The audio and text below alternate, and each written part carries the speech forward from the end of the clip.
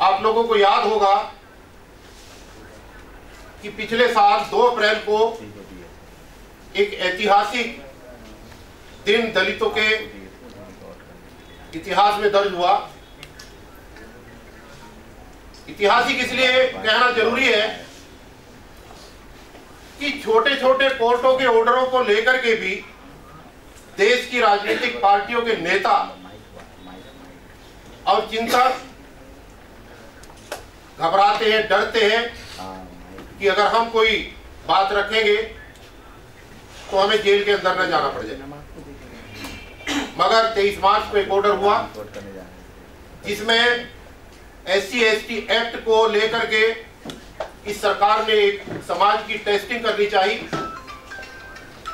और 1 हफ्ते के मात्र सोशल मीडिया के प्रचार प्रसार और सामाजिक संगठनों की रूपरेखा और देखरेख और सूझबूझ से 2 अप्रैल का दिन निश्चित हुआ और 2 अप्रैल को पूरे देश के अंदर एक जबरदस्त आंदोलन हुआ इस सरकार के खिलाफ, सुप्रीम कोर्ट के खिलाफ। उस आंदोलन के अंदर हमारे 14 युवा शहीद हुए, जिसमें राजस्थान, मध्य प्रदेश, छत्तीसगढ़, उत्तर प्रदेश, विशेष रूप से ज्यादातर युवा उन जगहों से थे जहां जहां पर भी भारतीय जनता पार्टी की प्रदेश में सरकारें थी और चुन चुन करके लोगों के ऊपर, हजारों युवाओं के ऊपर केस बने, उनके ऊपर झूठे केस दर्ज करके जेल में डाल दिया गया। बहुत लोगों की जमानत बहुत बाद में हुई और कुछ साथी हमारे ऐसे भी हैं जिनकी जमानत आज तक भी नहीं हो पाई। ये संघर्ष पूरे साल से चलता रहा और रिजल्ट ये हुआ कि जो SC/ST एक्ट के अंदर जो सरकार ने बदलाव किया था,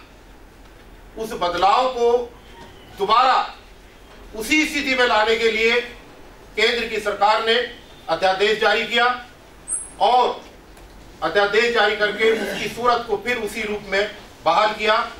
जिसमें उसकी छेड़खानी करी गई। तो ये जो ऐतिहासिक प्रोग्राम एक हुआ भारत बंद का 2 अप्रैल का, उस 2 अप्रैल भारत बंद की वर्षगांठ पर दिल्ली के अंदर फिर दोबारा एक प्रोग्राम होने जा रहा है। क्योंकि एक्ट तो बहाल हो गया, लेकिन उस एक्ट को बहाल कराने के एवज में जिन युवाओं को जेल में जाना पड़ा, जिनके ऊपर झूठे केस दर्ज हुए, आज भी उनको न्याय नहीं मिला है, आज भी उनके केस वापिस नहीं हुए हैं। इसलिए इस दिन को देश के इतिहास में एक गौरव दिन के रूप में याद करने के लिए 2 अप्रैल का दिन फिर दोबारा 2019 के लिए चुना गया है और हमारे समाज के बुद्धिजीवी साथियों की अगुवाई में एक बहुत ही बड़ा प्रोग्राम दिल्ली के अंदर होने जा रहा है। इसलिए सामाजिक परिप्रेक्ष्य में रहते हुए अखिल भारतीय दलित मुस्लिम यूनाइटेड मोर्चा की भी एक नैतिक जिम्मेदारी बैठती है कि जो प्रोग्राम 2 अप्रैल को होने जा रहा है उसमें हम लोग सभी शिद्दत के साथ उसमें पार्टिसिपेट करें और उस प्रोग्राम को कामयाब करें। एक उद्देश्य तो ये था आज की मीटिंग का, और दूसरा उद्देश्य ये है कि समाज के बहुत ही प्रबुद्ध साथी यहाँ पर बैठे हैं। एक शुरुआत करी आदरणीय जय भगवान जाटव जी के माध्यम से, एक शुरुआत हुई दिल्ली सरकार के लिए। उन्होंने एक RTI लगाई और RTI के माध्यम से दिल्ली की सरकार से ये पूछने का काम किया कि अनुसूचित जाति उपयोजना के अंतर्गत दिल्ली की 16.9% आबादी के हिसाब से जो वार्षिक बजट हर बार पेश किया जाता है, उसमें से जो दलितों का हिस्सा है, विशेष रूप से SC का हिस्सा, क्योंकि ST तो दिल्ली में है नहीं, उसका कितने % पैसा सरकार ने दलितों के विकास के लिए यहाँ पर लगाया। उसका गोलमोल जवाब आया, उसका कोई सही जवाब नहीं आया, लेकिन उस क्रम को हमने रुकने नहीं दिया, उसी RTI को आगे बढ़ाया, एक बार नहीं, 2 बार, 3 बार। और वो स्थिति ये है कि मैंने 1-2 जगह पहले भी मंच के माध्यमों से ये बात कही है कि जो आश्चर्यचकित कर देने वाली बात है कि 2015 में दिल्ली के अंदर प्रचंड बहुमत और विश्व रिकॉर्ड को तोड़ते हुए दिल्ली की जनता ने जो एक तरफा वोट दे करके एक नई पार्टी की सरकार को बनाया था, अब उस पार्टी से ये उम्मीद की थी कि अब से पहले पूर्ववर्ती सरकारों ने एससी और एसटी और अल्पसंख्यकों के लिए जो काम नहीं किया, शायद ये सरकार उस दिल्ली की सियासी रंगत को बदलने का काम करेगी। मगर दोस्तों, जो आंकड़े हैं, जो आरटीआई का जवाब आया, वो बड़ा चौंकाने वाला है। वो चौंकाने वाला जवाब ये है कि 4 साल के बजट के अंदर जो 20,000 करोड़ रुपए दिल्ली की सरकार ने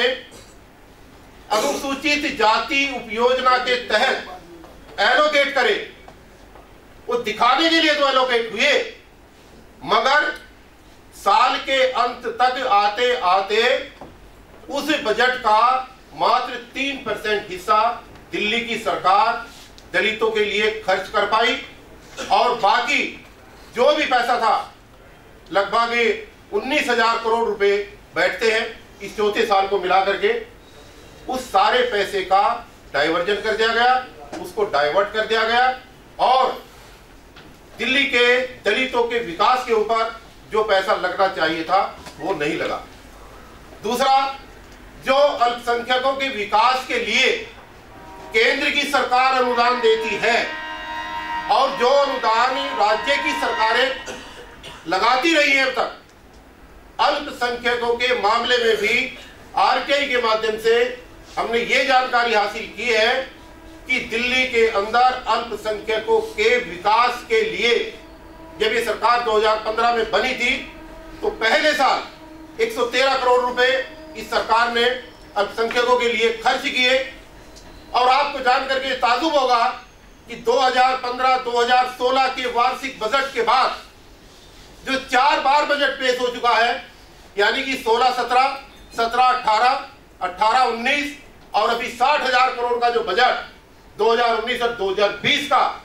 इस केजरीवाल सरकार ने जो पेश किया है, उसमें दिल्ली के अंदर रहने वाले अल्पसंख्यकों के लिए 1 रुपया भी कहीं पर खर्च नहीं किया गया। ये आरटीआई का जवाब है। तो जब ये बात समाज के प्रबुद्ध लोगों के बीच में रखी गई, जब ये बात समाज के प्रबुद्ध लोगों के बीच में चिंतन का विषय बना, तो काफी दिनों से सुगबुगाहट थी। लोगों ने कहा कि आप मंत्री को घेरिए, आप मुख्यमंत्री को घेरिए, आप उनसे वार्तालाप करके जानकारी लीजिए कि ऐसा क्यों हुआ। तो हमने 2-3 लेटर दिल्ली के समाज कल्याण मंत्री राजेंद्र पाल गौतम जी को लिखे, कई बार उनसे वार्तालाप भी किया, उन्होंने हाथ खड़े कर दिए। उनको खुद नहीं पता, और उनकी बातों से एक और ताजुब हमें लगा, क्योंकि समाज के सामने ईमानदारी के साथ बात रखनी चाहिए कि देश के जितने भी प्रदेश हैं, उन प्रदेशों के अंदर जो एससी, एसटी और ओबीसी के मंत्रालय काम कर रहे हैं, सभी प्रदेशों के मंत्रालय एक स्वतंत्र प्रभार की तरह काम करते हैं। लेकिन दिल्ली की सरकार ने इस एससी, एसटी और ओबीसी के मंत्रालय को एक नोडल मंत्रालय के रूप में चला रखा है, और जो बजट आता है वो बजट मैंडेटरी है कि उसका पैसा ना तो ट्रांसफर हो सकता, ना किसी और योजना में लग सकता। लेकिन दिल्ली सरकार ने अनुसूचित जाति, जनजाति एवं अन्य पिछड़ा वर्ग मंत्रालय को 1 रुपया भी सैंक्शन नहीं किया। सारा पैसा प्लानिंग कमीशन के अंदर भेजा गया, और प्लानिंग कमीशन ने मुख्यमंत्री के निर्देश पर सारे मंत्रालयों को पैसा बांट दिया। उन मंत्रालयों के पास कोई रिकॉर्ड नहीं है कि उन मंत्रालयों ने वो पैसा कहां पर और किसके लिए खर्च किया है। तो ये जो आंकड़े निकल करके आए हैं, ना मुख्यमंत्री ने टाइम दिया, ना दिल्ली के समाज कल्याण मंत्री ने टाइम दिया। तो हमारे साथियों ने एक दिन बैठ करके मीटिंग करी, और उस मीटिंग के अंदर ये तय किया कि अब सड़क पर उतरने का समय आ गया। अगर सरकार नहीं सुन रही है तो हमें अपने अधिकारों के लिए सरकार के खिलाफ खड़े होकर के झंडा ऊंचा करना पड़ेगा। क्योंकि समाज के लोग जिन्होंने कुछ और सोचा था सरकार के बनाते समय, अगर उनको ये बात समाज के अंदर जाकर के ना बताई गई, तो बहुत सारे अनभिज्ञ लोग आज भी ऐसे हैं जो ये सोच करके चल रहे हैं कि शायद ये सरकार बहुत बढ़िया काम कर रही है। तो उस आंदोलन की रूपरेखा को तैयार करने के लिए कि कब और किस दिन हम